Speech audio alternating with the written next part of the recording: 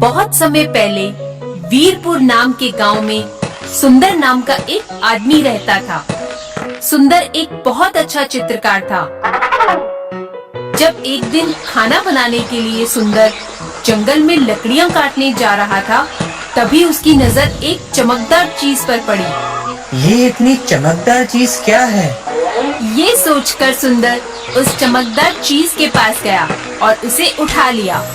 अरे, यह तो बस एक पेंसिल है, पर ये इतनी चमक क्यों रही है? ये सोचते हुए सुंदर थोड़ी देर उस चमकने वाली पेंसिल को निहारता रहता है। तभी उसे याद आता है कि उसे लकड़ियां काटने जाना है और वह उस पेंसिल को अपने साथ लेकर वहाँ से चला जाता है। जब सुंदर शाम को घर आता है तो वह देखता है कि अभी भी उस पेंसिल की चमक वैसे की वैसी ही है, जिसे देखकर वह सोचता है, ऐसा कैसे? इस पेंसिल की चमक तो अभी भी वैसे की वैसी ही है। आखिर ऐसा है क्या इस पेंसिल में? ये सोचते हुए वह उस पेंसिल से चित्रकारी करना शुरू कर देता है। सबसे पहले वह एक सेब बनाता है और जैसे ही कागज पर सेब बनता है, सेब उसकी आंखों के सामने असलियत में आ जाता है, जिसे देखकर सुंदर एकदम हक्का बक्का रह जाता है। उसे अपनी आंखों पर विश्वास नहीं होता। फिर वो उस पेंसिल से एक कुल्हाड़ी बनाता है और वह कुल्हाड़ी भी उसके सामने प्रकट हो जाती है। यह देखकर अब वह और ज्यादा हैरान हो जाता है। अरे वाह, यह तो एक जादुई पेंसिल है।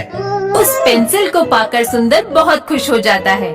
अब उस पेंसिल के जरिए सुंदर अपनी जरूरतों का सारा सामान बनाता है और उन्हें असलियत में भी पा लेता है। ऐसे ही करते करते अब उसके पास हर ऐशो आराम की चीज आ जाती है, जिसके बाद वह आराम का जीवन बिताने लगता है।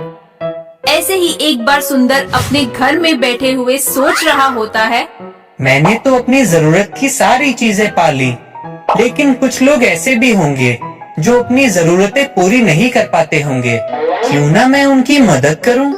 सुंदर ये सोच ही रहा होता है कि तभी उसे याद आता है कि उसका एक दोस्त जो दूसरे गांव में रहता है, उसके पिताजी का स्वास्थ्य बहुत खराब रहता है।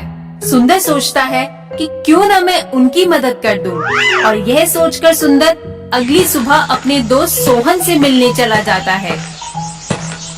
वो दोनों एक दूसरे से मिलकर बहुत खुश होते हैं। कैसे हो? अरे, आज कैसे आना हुआ? मैं यहाँ तुम्हारी मदद करने आया हूँ। मदद? लेकिन वह कैसे दोस्त? मेरे पास एक जादुई पेंसिल है, जिससे मैं तुम्हारी सहायता कर सकता हूँ। क्या? जादुई पेंसिल? लेकिन यह कैसे हो सकता है? मैं कैसे मान लूँ तुम्हारी यह बात? सुंदर अपने दोस्त सोहन को भरोसा दिलाने के लिए उस जादुई पेंसिल से एक आम बनाता है और वह आम उन लोगों के सामने आ जाता है। ये देखकर सोहन हैरान रह जाता है। यह आम यहाँ कैसे आ गया? क्या यह सच में एक जादुई पेंसिल है? उसके बाद सुंदर अब सोहन की मदद करने के लिए उसकी जरूरतों का सारा सामान उस पेंसिल के जरिए बना देता है और वहाँ से चला जाता है। अब धीरे धीरे सुंदर हर उस इंसान की जरूरत पूरी करता है जिसे मदद की जरूरत होती है। ऐसा करते करते वो पूरे गांव में मशहूर हो जाता है। एक दिन गांव के कुछ लोग सुंदर की जादुई पेंसिल के बारे में बात कर रहे थे कि तभी वहाँ खड़ा हुआ एक आदमी ये सब कुछ सुन लेता है और सोचता है, अरे वाह, ये जादुई पेंसिल अगर मुझे मिल जाए तो मैं अमीर हो जाऊंगा। एक दिन किसी काम से सुंदर कहीं जा रहा होता है कि तभी वो आदमी वहाँ आकर सुंदर का अपहरण कर लेता है और वो सुंदर को अपने घर ले जाता है। कौन हो तुम और मुझे यहाँ क्यों लाए हो? तुम्हें मेरा एक काम करना होगा। मैं तुम्हें तभी यहाँ से जाने दूंगा। कैसा काम? तुम्हें मेरे लिए अपनी जादुई पेंसिल से एक सोने का पहाड़ बनाना होगा। सुंदर सोने का पहाड़ बना देता है, लेकिन वो पहाड़ के साथ साथ एक बहुत लंबी नहर भी बना देता है। पहाड़ देखकर वो आदमी बहुत खुश हो जाता है और वो सुंदर की जादुई पेंसिल उससे छीन लेता है।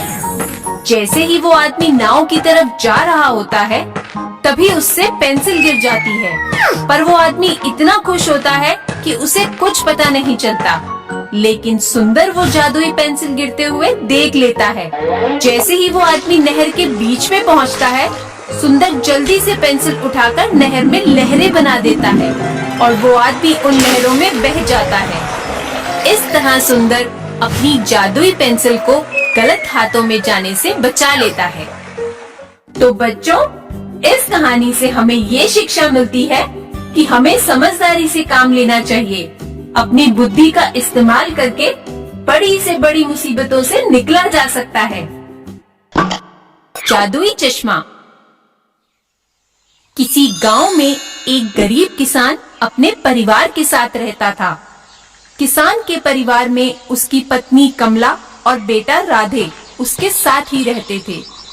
वह दिन रात मेहनत करके किसी तरह अपने परिवार का गुजारा करता था। एक दिन किसान ने अपने बेटे राधे से कहा, बेटा राधे, तुम्हारी माँ बाजार गई है और मैं खेतों में बीज बोने जा रहा हूँ, इसलिए तुम घर पर ही रहना, क्योंकि आजकल गांव में बहुत चोरियां हो रही है। ठीक है पिताजी, आप निश्चिंत होकर जाइए, मैं कहीं नहीं जाऊंगा। किसान ने खेत पहुंचकर खेत की खुदाई शुरू की। तभी उसे फावड़े के किसी धातु से टकराने की आवाज सुनाई। उसने मिट्टी हटाकर देखा तो उसे एक चमकता हुआ डिब्बा दिखाई दिया। किसान ने उस डिब्बे को बाहर निकाल के देखा। अरे वाह, ऐसा लगता है इसमें जरूर कोई खजाना होगा। यह सोचकर किसान ने जैसे ही डिब्बे को खोलकर देखा, वह उदास हो गया। हे भगवान, ये तो बस एक बेकार सा चश्मा है, मेरी तो सारी मेहनत ही खराब हो गई। यह सोचकर किसान ने उस चश्मे को वहीं छोड़ दिया और अपना काम करने लगा। थोड़ी देर बाद राधे वहाँ आया।